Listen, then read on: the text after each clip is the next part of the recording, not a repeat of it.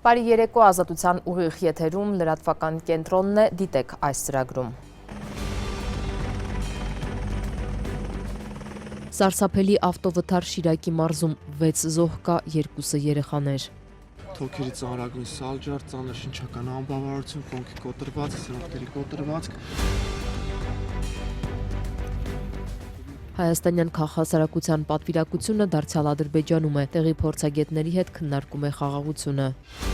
Հինը պետք է դուրս գա, պետք է նոր այն որ կարան այն մարդը պետք է։ Ընտրություններին ընդառաջ քաղաքական ուժերը հստակեցնում են իրենց կարմիր գծերը, ով ում հետ է պատրաստ հետընտրական դաշինքի, իսկ ում հետ ոչ։ Գլխավոր դատախազը չի փոխել 18-ամյա Դավիթ Մինասյանի խափանման միջոց կալանքը, Փաշինյանի անվտանգության աշխատակցի հարվածից հետո նա դեռ հիվանդանոցում է։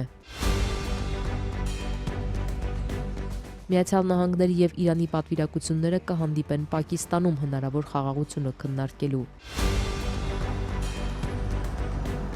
Երևանյան խցանումներն անտանելի են դարձնում երթևեկությունը, ինչ են մտածում կառավարությունում եւ քաղաքապետարանում եւ ինչ լուծումներ են տեսնում։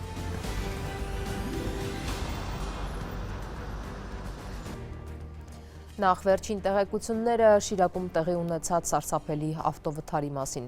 6 զոհերից 2-ը երեխաներ են, նրանց մայրը ծայրահեղ ծանր վիճակում Երևան է տեղափոխվել։ Մանկական հիվանդանոցում են կնոջ մյուս 3 երեխաները, որոնք եւս լուրջ վնասվածքներ ունեն։ Զոհերի թվում են կնոջ ամուսինն ու զգեսուրը, ինչպես նաեւ նրանց ազգականը։ 6-րդ զոհը ենթադրաբար մյուս մեքենայից է։ Վթարը տեղի էր ունեցել կեսօրին մոտ Շիրակի մարզի Աղին բնակավայրի մոտակայքում։ Ըստ ներքին գործերի նախարարության հանդիպակաց ընթացող 2 մեքենաներ իրար էին բախվել։ Իմ գործընկեր Նարինե Ղալեչյանն էր հիվանդանոցում։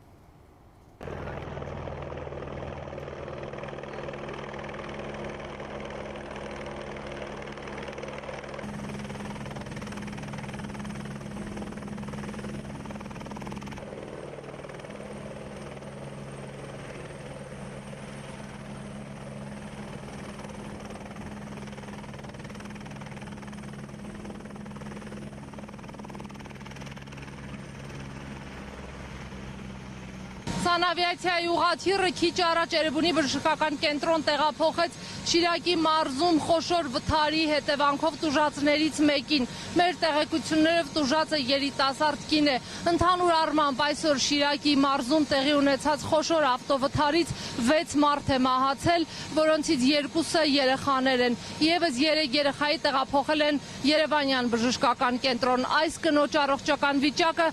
մեր տեղեկություններով այս պահին գնահատվում է ծայրահեղ ծանր։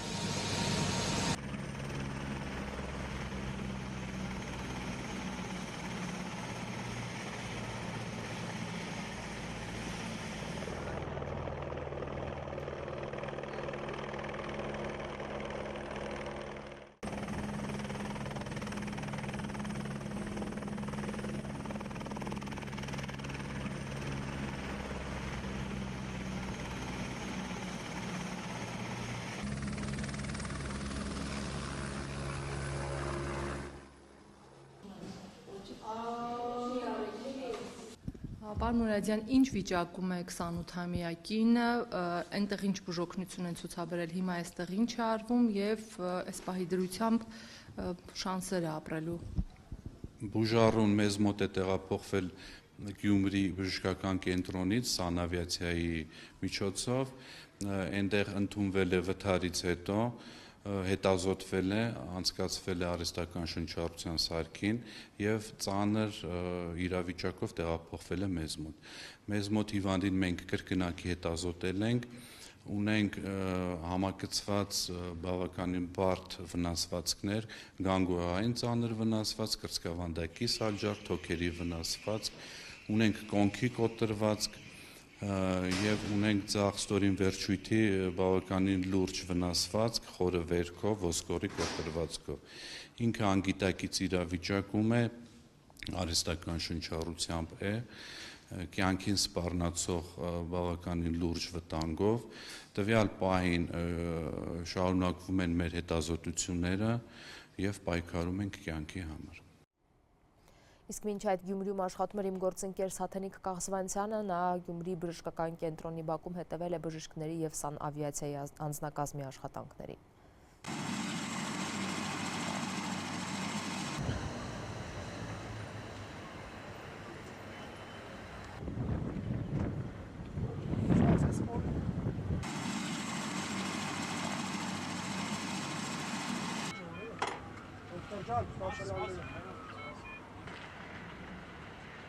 Սանավիացիոն ծառայությունով հիվանդին տեղափոխում ենք Երևանի բժշկական կենտրոն, վիճակը գետնարարվում է ծայրահեղ ծանր, գանգուրային վնասվածք, թոքերի ծանրագույն սալջար, ծանր շնչական անբավարարություն, կոնքի կոտրվածք, սրունքների կոտրվածք, ծայրահեղ ծանր, բոլոր դեղորայքային միջամտություններն արել ենք, փորձում ենք պատրաստվել էվակուացնելու ամեն միջոցներ, ամեն ջանքեր անենք, որպեսզի հասցնենք ու կարողանանք կազմակերպել բուժապահումն ավելի մանրամասն, ավելի լայնամասշտաբ մակարդակով։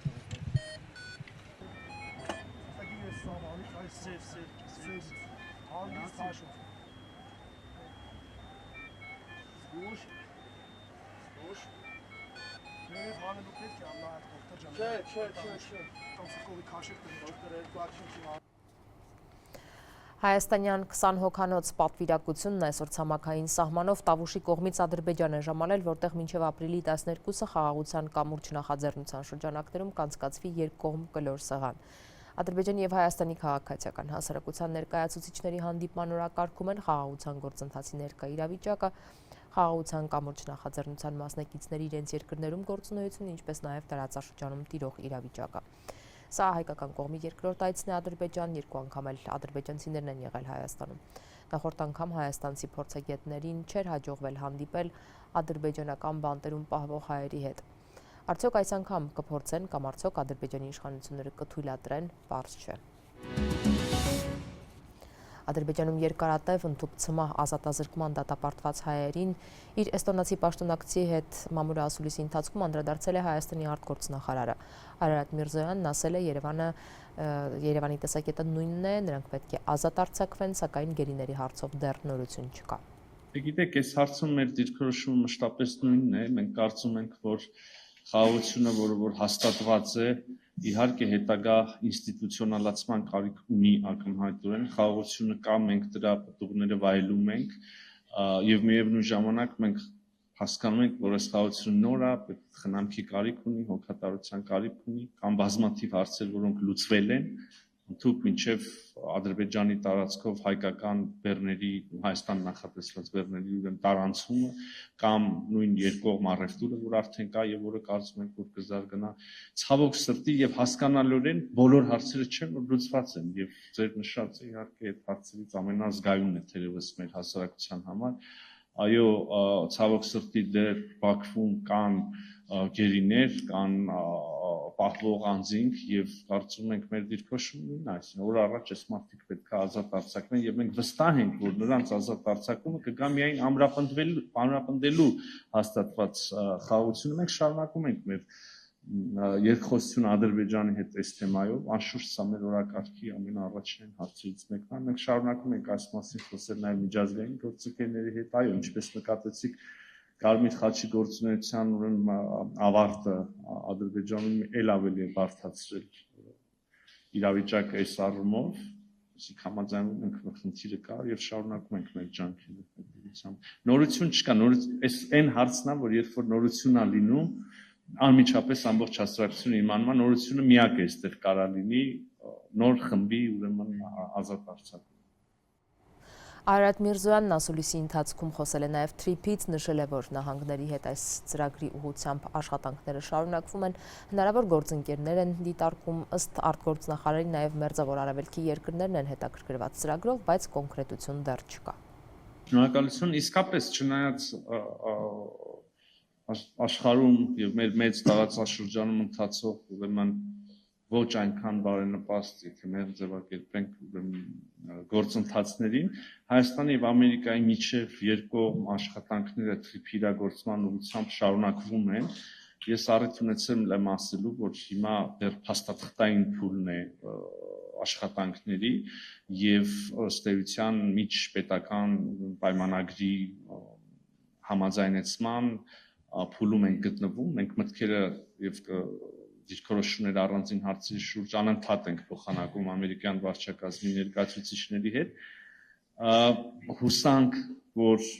որքան հնարավոր է շուտ նաեւ կթեւակողենք հաջորդ շինարարական ըստ էության փուլ, եւ ահա սա այստեղ է, որ նաեւ մենք երրորդ գործընկերների կարիք ենք ունենալու Իհարկե պայմանագիրը երկկողմ է լինելու եւ համաձայնություն եւ նախագիծը մեծ հաշվով ամբողջապես երկկողմ է, նկատեմ Հայաստանը եւ Միացյալ Նահանգները, բայց նաեւ շինարարության փուլում ենք գործընկերների կարիք ունենալու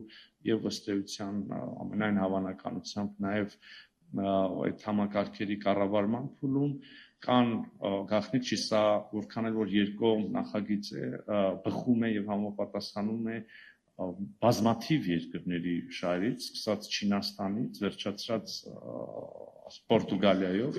Եվրոպայի ամենաարևմտյան մասն է, Եվրոպական միության, ել չասած մեր անմիջական հարևանների այս թրիփը այլ մոլորակի վրա չի, թրիփի մի ծայրը պետքա կպնի Ադրբեջանի Հանրապետությանը կամ սկիզբ առնի դից, մյուս ծայրը ավարտվի Նախիջևանով էլի Ադրբեջանի Հանրապետությունով, բայց տրամաբանական շարունակությունը եւ այս մասը շատ խոսել ենք երասխով հայկական երկաթուղիների մյուս ցանցնա, Կարս Գյումրի ուրեմն երկաթուղային հանգույցնա եւ Թուրքիայի երկաթուղային ցանցը Կենտրոնական Ասիայի երկրները հատկապես շատ շահագրգռված են։ Մեկ օր առաջ մենք այստեղ հանդիպում ենք նաեւ Ղազախստանի արտաքին գործերի նախարարի հետ, ով Հայաստանում էր, նաեւ Ղազախստանի տրանսպորտի նախարարի ուղեկցությամբ։ Հետևաբար քննարկումները կան մերձավոր արևելյան երկրներ նշանակել նաև այս հետաքրքրված այս թեմաներով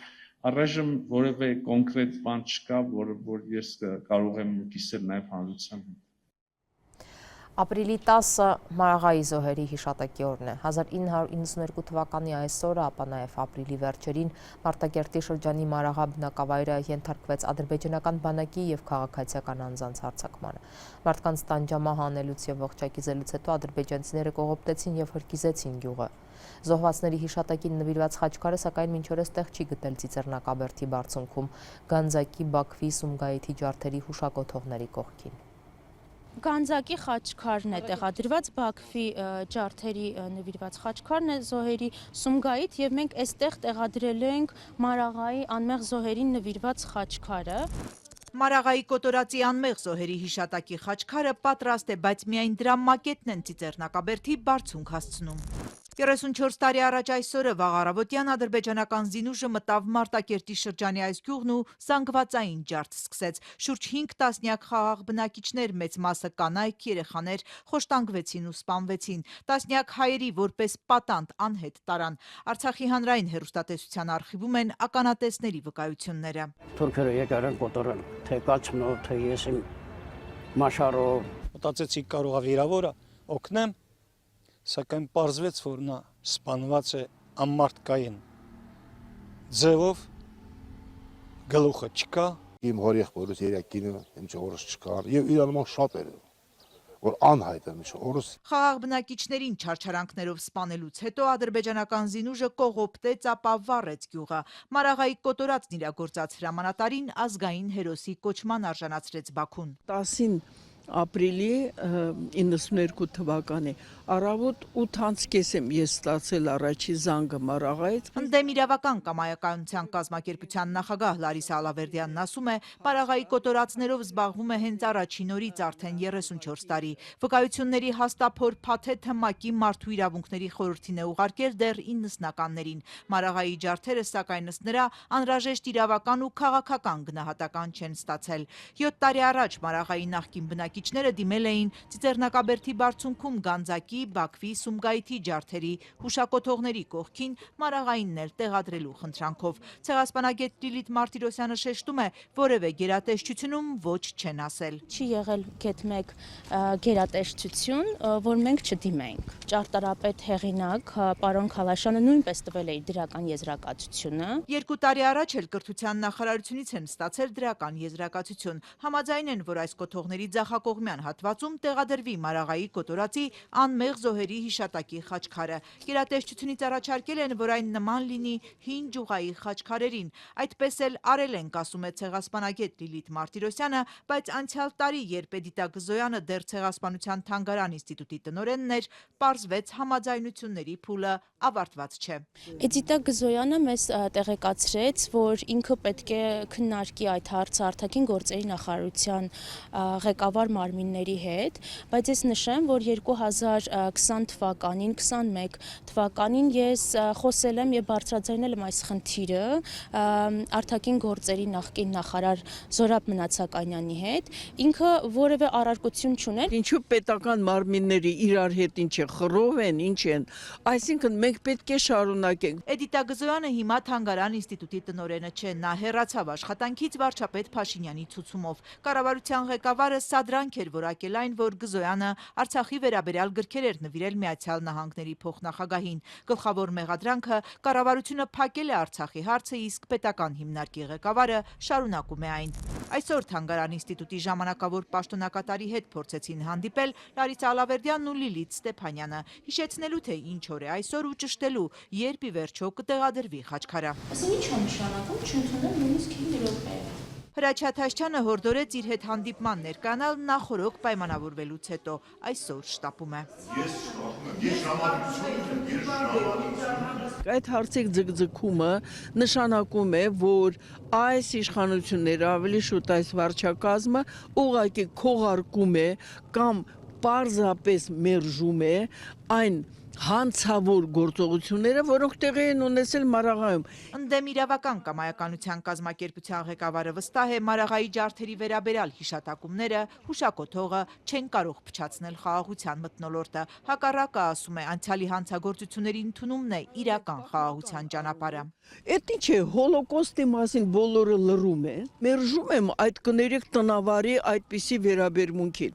Որևէ մեկը չի ասում, որ եթե դա տեղի ունեցել, պետք չէ խաղաղություն հաստատել նույն Ադրբեջանի հետ։ Բացարձակապես դա էդ ինչ պրիմիտիվ տրամաբանություն է։ Ադրբեջանն այսօր էլ շարունակում է Խոջալույի իրենց բնորոշմամբ ցեղասպանությունը միջազգային ամբիոններ հասցնել։ Շաբաթներ առաջ էլ ՄԱԿ-ից պահանջում էին մարտի 31-ը հռչակել հայերի կողմից իրականացված ցեղասպանության օր։ Ցեղասպանագետ Լիլիթ Մարտիրոսյանի խոսքով իշխանությունն Արցախի էջը փակի էլ իրենք մասնագետները պարտավոր են խոսել Ադրբեջանի ցեղասպանական գործողությունների մասին, հույսով, որ այդ վարքագիծը կփոխվի։ Ինչով է տարբերում Սումգայիթի, Բաքվի, Կիրովաբադի ջարդերից, որովհետև դա տեղի ունեցել 1992 թվականին, այսինքն անկախ Ադրբեջանի իշխանության ձեռամբ է իրականացրել։ Շատ կարևոր է դա շեշտել։ Պաշտոնական Երևանն այսօր Մարաղայի ոճրագործությունը համարել է Սումգայիթի, Կիրովաբադի և Բաքվի ջարդերի ժամանակ տեղի ունեցած համակարգված բռնությունների շարունակությունը։ Զոհերի և անհետ կորածների հիշատակի հարգումը պահանջում է ավելին, քան պարզապես հարգանքի տուրք, այն պահանջում է անկեղծ հանձնառություն կանխելու նման հանցագործությունների կրկնությունը։ Հայաստանը հավատարիմ է մնում այս մոտեցմանը, շեշտելով, որ կայուն խաղաղությունը պահանջում է թշնամանքի հռետորաբանությունից զերծ միջավայր և հաստատակամ հանձնառություն ուղղված հումանիտար խնդիրների լուծմանն ու հաշտեցմանն առաջ մղմանը, հայտարարել է Հայաստանի արտգործնախարարությունը։ Եթերում Ազատություն ռադիոկայանն է, մեր լուրերին կարող եք հետևել նաև Ազատության տելեգրամյան ալիքում, իսկ այս ծրագրի երկրորդ մասում առաջարկում ենք։ Հինը պետք է դուրս գա, պետք է նոր այն որ կարան այն մարդը պետք է։ Ընտրություններին ընդառաջ քաղաքական ուժերը հստակեցնում են իրենց կարմիր գծերը, ով ում հետ է պատրաստ հետընտրական դաշինքի, իսկ ում հետ ոչ։ Գլխավոր դատախազը չի փոխել 18-ամյա Դավիթ Մինասյանի խափանման միջոց կալանքը, Փաշինյանի անվտանգության աշխատակցի հարվածից հետո նա դեռ հիվանդանոցում է։ Միացյալ Նահանգների և Իրանի պատվիրակությունները կհանդիպեն Պակիստանում հնարավոր խաղաղությունը քննարկելու։ Երևանյան խցանումներն անտանելի են դարձնում երթևեկությունը, ինչ են մտածում կառավարությունում և քաղաքապետարանում և ինչ լուծումներ են տեսնում։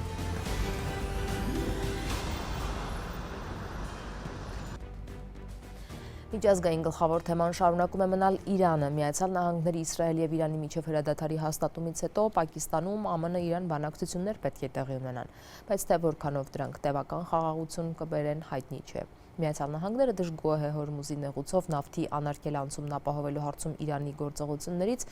իսկ Իրանը պնդում է, որ Իսրայելը դադարեցնի Լիբանանի ռմբակոծությունը։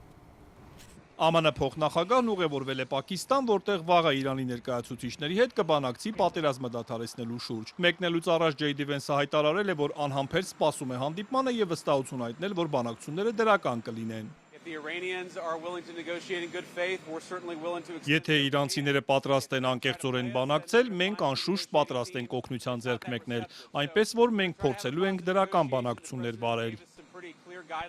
Սակայն Վաշինգտոնը չի հանդուրժի, եթե Թեհրանը փորձի մանիպուլացնել իրենց, զգուշացրել է Վենսը, ում հետ բանակցություններին կմասնակցեն նաև ԱՄՆ նախագահի հատուկ բանագնացներ Սթիվ Ուիթքոֆն ու Ջարեդ Քուշները։ Իսկ Իրանից կմասնակցեն արտգործնախարար Աբբաս Արաղչին եւ խորհրդարանի խոսնակ Մոհամմադ Բաղեր Ղալիբաֆը։ Վերջինս հայտարարել է, որ բանակցություններից առաջ Լիբանանում պետք է հրադադար հաստատվի եւ Իրանի արգելափակված ակտիվներն ապա արգելափակվեն։ Իրանի փոխարտգործնախարարն էլ հայտարարել է, որ Թեհրանը չի ցանկանում այնպիսի հրադադար, որը մեջբերում է թշնամիներին թույլ կտա կրկին հարձակվել։ Մաջիդ Թախտ Ռավանչին պնդել է, որ համաձայնություն է ձեռք բերվել, որ բանակցությունների հիմքը կկազմի Իրանի 10 կետանոց ծրագիրը, որն օրեր առաջ է փոխանցվել ԱՄՆ-ին։ Ու մինչ աշխարհն ուշի ուշով սպասում է, թե ինչ կբանակցեն կողմերը, ԱՄՆ նախագահը հայտարարել է, որ Իրանը մեջբերում է շատ վատ աշխատանք է անում Հորմուզի նեղուցով նավթի անարգել անցումն ապահովելու հարցում։ Դոնալդ Թրամփը սոցցանցում դժգոհել է, թե դա նույնիսկ անպատվաբեր է եւ այն չէ, ինչի շուրջ համաձայնել են։ Կան լուրեր, որ Իրանը վճարներ է գանձում Հորմուզի նեղուցով անցնող տանկերներից։ Ավելի լավ է չանեն նման բան, իսկ եթե անում են, ապա ավելի լավ է հիմա դադարեցնեն։ Պատերազմի ողջ ընթացքում Թրամփը պահանջել է բացել Հորմուզի նեղուցը, որտեղով անցնում է աշխարհում սպառվող նավթի մոտ 20%-ը։ Թեհրանն էլ հայտարարում է, որ նեղուցն ամբողջությամբ կբացվի, երբ Իսրայելը դադարեցնի հարվածները Լիբանանին։ Իսկ մինչ այդ միայն սահմանափակ թվով նավեր են անցնում, այն էլ Իրանի հետ համակարգմամբ։ Իրանի նոր գերագույն առաջնորդը, որը պատերազմի առաջին իսկ օրը վիրավորվելուց եւ այս պաշտոնում ընտրվելուց հետո դեռ չի ներկայացել հանրությանը, 3 հերթական տեքստային ուղերձ հղել, հայտարարելով, որ իրանցի ժողովուրդը վճռական հաղթանակ է տարել ԱՄՆ-ի եւ Իսրայելի դեմ պատերազմում։ Պետական հեռուստաընկերությունով ընթերցված ուղերձում Մոջթաբա Խամենեին հայտնել է, որ Իրանը Հորմուզի նեղուցի կառավարման նոր փուլի կանցնի, սակայն չի մանրամասնել, թե ինչ է դա ենթադրում։ Խամենեին Իրանի հարավային հարևաններին հորդորել է չհավատալ մեջբերում եմ սատանայի խոստումներին ու ստերին, որը բաց չի թողնի նրանց նվաստացնելու եւ շահագործելու ոչ մի առիթ։ Նաեւ շեշտել է, Իրանը պատերազմ չի ուզում, սակայն կպաշտպանի իր իրավունքները։ Մենք չենք ձգտել եւ չենք ձգտում պատերազմի, բայց ոչ մի կերպ չենք հրաժարվի մեր իրավունքներից։ Եվ այս առումով դիմադրության բոլոր ճակատները դիտարկում ենք որպես ամբողջություն։ Մինչ Վաշինգտոնն ու Թեհրանը փորձում են հաշտության գալ, Իսրայելը շարունակել է հարվածները արևմուտքի կողմից ահաբեկչական ճանաչված Հեզբոլլայի ենթակառուցվածքներին Լիբանանում։ Իսրայելական բանակը հարվածել է նաև շտապօգնության եւ հրշեջ մեքենաների պատճառաբաներով, որ Հեզբոլլան դրանք օգտագործում է ռազմական նպատակներով, կան զոհեր եւ վիրավորներ։ Բանակը հայտնել է, որ այս շաբաթ Հեզբոլլայի ավելի քան 40 մարտիկի է սպանել, ոչնչացրել 50 ենթակառուցվածք։ Իրանի աջակցությունը վայելող շարժումը պատասխան հարվածներ է հասցրել։ Լիբանանում ՄԱԿ-ի Պարենի համաշխարհային ծրագրի ղեկավարը զգուշացրել է, որ Իսրայելի հարձակումների հետևանքով Լիբանանը բախվում է մարդասիրական ավերիչ ճգնաժամի, այդ թվում պարենային։ Այն ինչ ականատես ենք լինում, պարզապես տեղահանության ճգնաժամ չէ, այն արագորեն վերածվում է պարենային անվտանգության ճգնաժամի, արդեն նկատելի է Լիբանանում սննդի գնաճի հստակ նշաններ։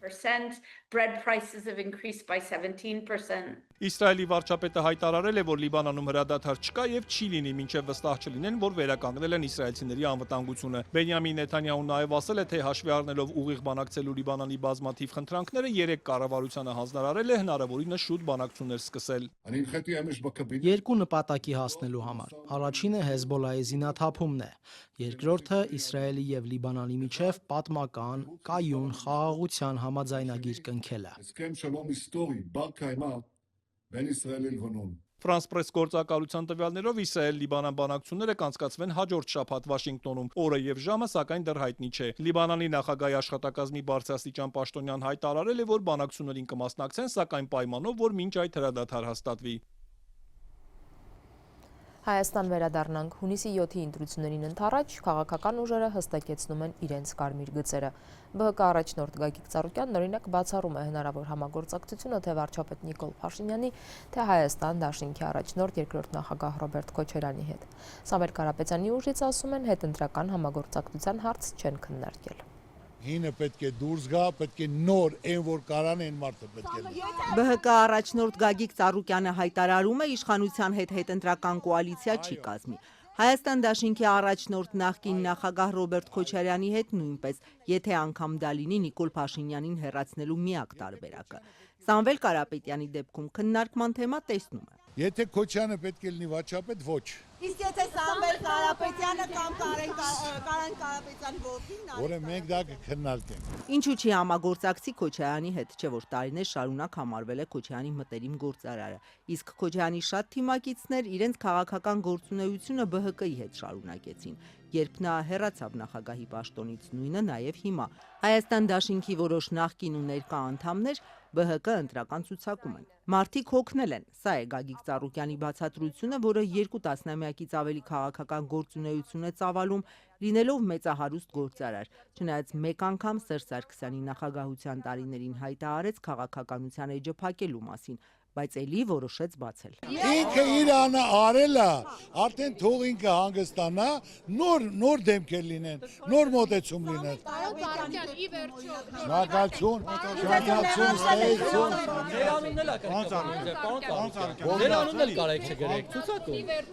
Կարամ դուրս գամ, եթե ես դա խանգարեմ, ես դրանով չեմ ապրում, տղա։ Ակնհայտորեն Ծառուկյանին նկատի ունենալով Հայաստան դաշինքն այսօր հայտարարեց, եթե որևէ ուժ հայտարարում է, որ անգամ եթե իրենից կախված լինի փոփոխությունը, նա չի գնալու այդ համագործակցությանը, ապա ուղիղ ասում է, որ խոչընդոտելու է իշխանափոխությանը։ Նախկին նախագահ Ռոբերտ Քոչարյանի առաջնորդած դաշինքում կարծում են, այս պահին բոլոր տվյալները ցույց են տալիս, որ որևէ ուժ միայնակ չի կարողանում ձևավորել իշխանություն։ Ուստի իրենք ում են պատրաստ միանալ։ Հայաստան դաշինքից Դաշնակցության գերագույն մարմնի ներկայացուցիչ Իշխան Սաղաթելյանն ասում է, եթե իրենց միավորումից է կախված լինելու Փաշինյանի իշխանության հեռացումը, այո, իրենք պատրաստ են հետընտրական համագործակցության։ Այսինքն դուք կարծում եք, որ ավելի շատ ընդդիմադիր ձայն հավաքած ուժին պիտի միանա մյուս ուժը։ Դրա մեջ տրամաբանություն կա,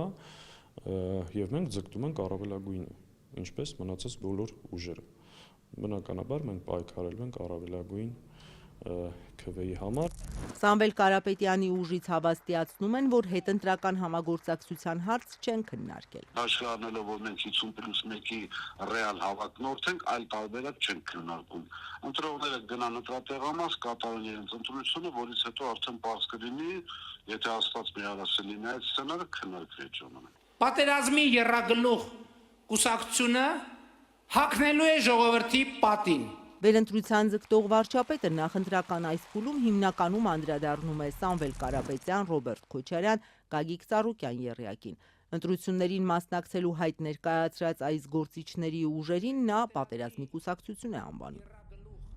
Թող մարդիկ էլ գնան շփվեն, ընդ կերևա հրեշնովա, քաղցրնովա, համովնովա։ Ընդդիմադիր մեկ այլ ուժ ՀԱԿ-ը կասկածի տակ է դնում այն սոցհարցումները, որոնց համաձայն իրենք չեն լինի հաջորդ խորհրդարանում։ Եթե անցնեն եւ իրենցից կախված լինի, ընդդիմության տեխնացուն կգա իշխանության թե գործող վարչապետը, ում հետ կհամագործակցեն։ Իշխանության հետ, ասաց կուսակցության վարչապետի տեխնացու Լևոն Զուրաբյանը, կհամագործակցեն միայն Նիկոլ Փաշինյանին հեռացնելու հարցով։ Իսկ ընդդիմության Ստացվի իմ տեխնացության շուրջ կբանակցենք, չստացվի մեկ այլ տեխնացության շուրջ կբանակցենք, բնականաբար, պետք է մտածենք, որ ինչ-որ լուծումներ գտնենք։ Ուժեղ ժողովրդի,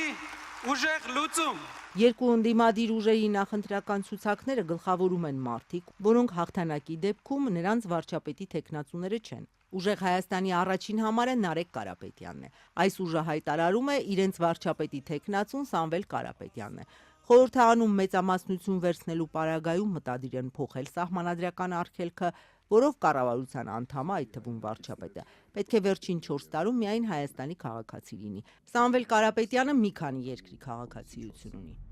Որպես Գագիկ Ծառուկյան, անձնական ոչ մի հարց չունեմ,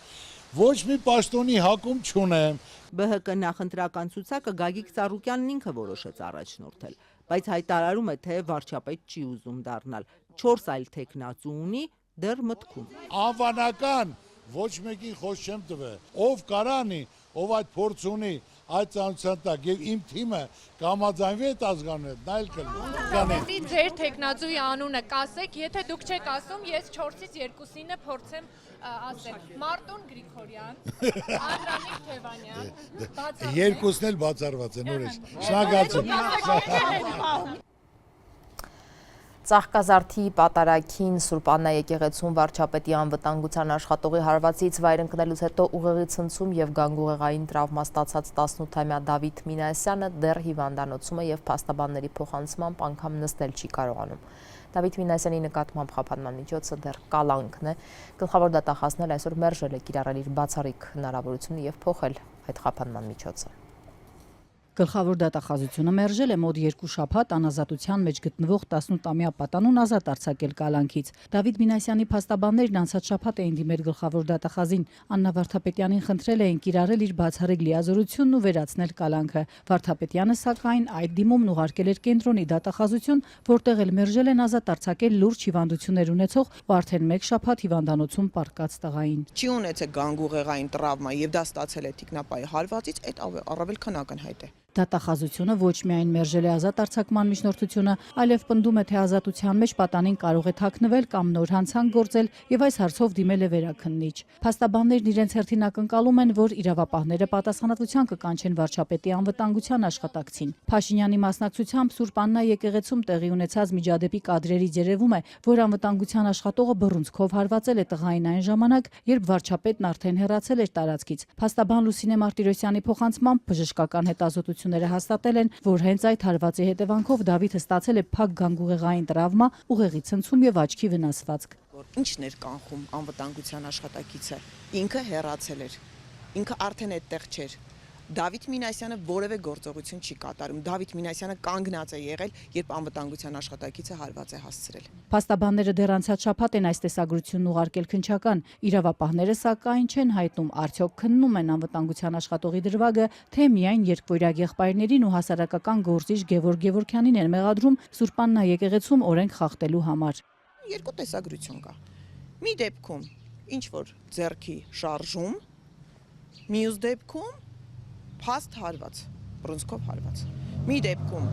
հարված չի, չկա հարված, չկա կպնել, մյուս դեպքում հարվածից անձը ընկնում այնքան ուժգին է։ Ծաղկազարդի պատարագի մասնակից երկվորյակ եղբայրները ձերբակալվեցին վարչապետի չհայտարարված այցից հետո։ Տեսանյութում երևում է, թե ինչպես են նրա անվտանգության աշխատակիցները ճանապարհ բացելիս հրմշտում մարդկանց, այդ թվում եղբայրներին։ Դավիթը վրդովվում է հրմշտոցից ու ձեռքը բարձրացնում վարչապետի ուղղությամբ։ Այս արարքը քննչականը որակել է որպես խուլիգանություն ու վարչապետի նկատմամբ բռնություն։ Վարչապետ Փաշինյանն իր հերթին շարունակել էր իրավապահների վարկածն ու շտապել քննադատել մեղադրյալ եղբայրներին, արդարացնել իր անվտանգությունը պահպանող տղամարդու։ Երբ որ պետական պահպանության ծառայության ծառայողը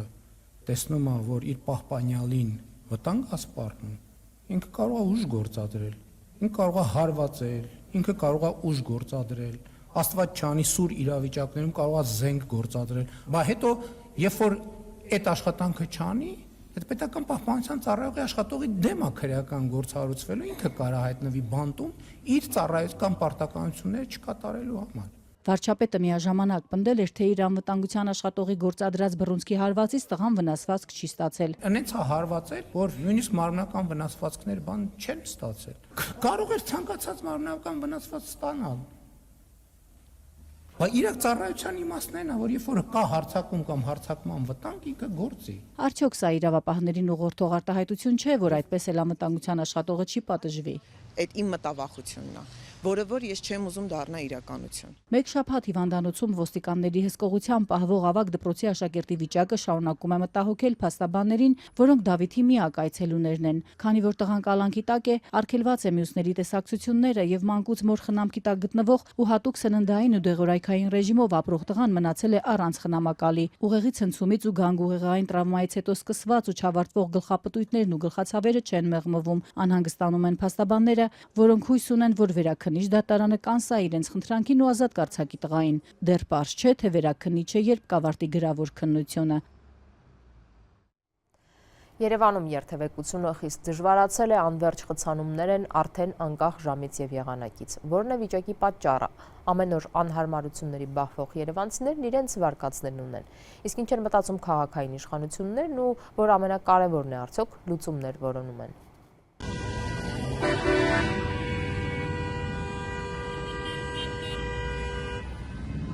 Անկանխատեսելի է, յուրաքանչյուր ժամին էլ խցանում անում։ Ահավոր է, ոչ թե մի վատ է, այլ ահավոր։ Լրիվ քաոս է։ հնարավոր չի լուն քշել։ Երևանում երթևեկությունն անտանելի է դարձել, խցանումներն ամենուր ու ամեն ժամի են, անկանխատեսելի է, էլ պիկ ժամեր գրեթե չկան, ձյուն ու անձրև էլ պետք չէ, որ երթևեկությունը կատվածահար լինի, մայրաքաղաքում ուղղակի քաոս է, դժգոհում են Երևանի բնակիչները, որ աշխատանքի են հասնում խցանված ճանապարհներին նյարդերը քայքայած։ Ահա որ խցանումներ է, ասենք Բանգլադեշից հասնում են Մասիվ 2 ժամից ոչ պակաս։ Նորմալ է։ Մեկ ժամ է տևում, ասենք, եթե մեծ խցանում է լինում, էլի։ Ժամը տարբերություն չունի, հիմա ամեն ժամ խնդրեմ նայեք ինչ է կատարվում։ Երևանի բնակիչները 10-20 րոպեի կես ժամվա ճանապարհը հաղթահարում են ժամերով, եւ սա միայն առավոտվա կամ երեկոյան պիկ ժամերին չէ, ոչ էլ միայն կենտրոն տանող պողոտաներին։ Օրինակ Կիևյան փողոցը դեպի Բարեկամություն խցանված է գրեթե միշտ։ Առավոտյան 10-ին ու 11-ին էլ այստեղ երթևեկությունը ծանրաբեռնված է։ Երևանը դարձել է շատ նյարդային քաղաք ապրելու համար։ Օրեցօր խցանվող ճանապարհներից ելք կա, եթե կառավարությունն ու քաղաքապետարանը կամք ունենան, կարծում են մեզ հանդիպած բնակիչները։ Թունելներ ու էստակադաներ պետք է կառուցեն, ճանապարհների փոսերը պետք է լցնեն։ Ծանրաբեռնված Երևանում նոր բազմահարկ շենքեր չպետք է կառուցեն, առաջարկում են քաղաքացիները։ Գետնանցումներ, այսինքն թունելներ մեքենաների համար ու վերևից ճանապարհներ, էսկադարներ։ 20 հարգանի, 30 հարգանի շենքեր են սարքում, այդ ավտոները որտե են կայնելու, այդ երթևեկությունը ոնց հանելու, ինչի՞ ասես բերը լցեք, քիչ ամանը մեն հրապարակեն կենտրոնում բերեն շենք սարքեն։ Մենք հայլափոխին փոսեր են, դե հիմա ոնց որ այդ փոսերը ստեղծել են, այդպես է թող բարի լինի քաղաքապետարանը, զբաղվի դրանով։ Փողոցներում այսպես յամեկ է, մեջներով ենք, լողանալով ենք անցնում։ Որտեղից խցանում չունի։ Ուրիշ տարբերակ չկա։ Իշխանությունը պետք է փոխվի։ Բոլոր խնդիրները գլուխ միայն այդ չէ։ Երևանյան խցանումների մասին ինչ են մտածում կառավարությունն ու քաղաքապետարանը։ Ոչ մի փողոց, ոչ մի քաղաք անսահմանա, չգիտեմ ոնց են թարգմանում, բեզրազմերը հայերը ոնց է։ Անչափ չի, էլի, ինքը մեկա չափ ունի ցանկացած փողոց եւ մենք պետք է հասկանանք, որ այս իրավիճակը ստեղծում է նրանով, մենք պետք է ավտոմեքենաների ներմուծման վիճակագրությունը տեսնենք եւ հասկանանք, որ մեքենան գալիս է մտնում է այդ նույն փողոցը։ Մեր շատ խցանումներ առաջանում են, որովհետեւ օրինակի համար վերջի վարկյանին ընդեղին լույսի տակով անցած մարդը գնում է եւ կանգնում է խաչմերուկի մեջտեղում եւ դա էական մեծ դեր ունի, այսինքն մեր վարելու պրակտիկայում մենք բազմաթիվ խնդիրներ ունենք։ Վարչապետն ու քաղաքապետ Տիգրան Ավինյանը Երևանի նիստում պատճառներից էին խոսում ու հնարավոր լուծումներից։ Վարչապետն ու քաղաքապետը պատճառներ էին փնտրում իրենց կառավարումից դուրս, իսկ հարցը մեղմելու վերաբերյալ Փաշինյանը նորից հիշեց իրենց կառավարության մասշտաբային ծրագրի մասին։ Մետրոյի մեր ծրագրերի հետ կապված, ընդ որում սա շատ խոշոր նախագիծ է Հայաստանի համար, եկեք արձանագրենք, որ վերջին 30 տարում Հայաստանի Հանրապետությունում մետրոյի ոչ մի նոր կայարան չի ստեղծվել եւ շահագործման չի հանձնվել եւ սա էլի շատ մեծ նախագիծ է, բայց որ այդ նախագիծը իրականացվելու է, այդտեղ երկու կարծիք չկա։ Երևան քաղաքում պետք է գերակայի հանրային տրանսպորտը պետք է ունենա առանձնացված գծեր, հանրային տրանսպորտը պետք է լինի ամենահարմարավետ միջոցը քաղաքով տեղաշարժվելու համար։ Ավինյանն էլ հիշեցրեց սպասվող 45 տրոլեյբուսների մասին, որ մայիսի կեսերին կհասնեն Երևան։ Իրենք ստեղծում են խնդիրներ, հետո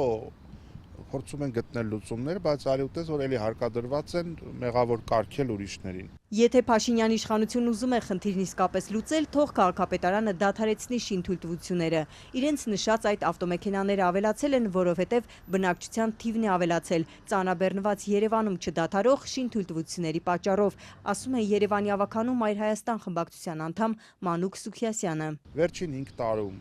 տրվել է 17000 եւ վերջին 6 տարում 21000 մեծ եւ փոքր շինթույլտվություն։ Ընդդիմադիր խմբակցության ներկայացուցիչը իշխանությանն է մեղադրում ստեղծված իրավիճակի համար։ Քաղաքապետարանի լուծումները շղթայական նոր խնդիրներ են առաջ բերում, քննադատում է Սուքիասյանը։ Քաղաքի բնակչությունը ըստ նույն Ավինյանի շուտով կմոտենա 1.200.000-ին։ Եթե պետք է մարդատար մեքենաները կենտրոնից հեռացնես քո քաղաքականության արդյունքում, բայց դա էլ լցնես ավտոբուսներով, մեկը էլի խցանում է լինելու, որովհետև եթե քաղաքի կենտրոնը նախատեսված չէ 1.200.000 բնակչության համար եւ մարդուն չես կարող արգելել կենտրոնով անցնել, կամ կենտրոնում իր գործերով, չգիտեմ, հյուր գնալ, հանդիպումներ ունենալ, ժամանակ անցկացնել։ Այսինքն դրանք լուծում չեն։ Լուծումը առաջին հերթին այս խելահեղ տեմպերով կառուցապատման սահմանափակումն է, վերանայումն է։ Որ Երևանում կենտրոնը բեռնաթափվի, քաղաքապետարանը բարձրացրեց կարմիր գծերի վճարները, դասերի ժամը փոխեցին, հանրային տրանսպորտի գծերը առանձնացրին, բայց չօգնեց, ասում են բնակիչները։ Իրավիճակն ըստ նրանց փոքր-ինչ մեղմվում է, երբ աշխատանքային ժամերի ավարտից հետո ճանապարհային ոստիկաններն են փորձում կարգավորել երթևեկությունը։ Այսքանն էինք նախատեսել այսօրվա համար, նորություններին հետևեք ազատություն.am կայքեջում և սոցիալական մեդիայի մեր էջերում, իսկ լրատվական թողարկումները եթերում կլինեն վաղ ժամը 16-ից։ Հաջողություն։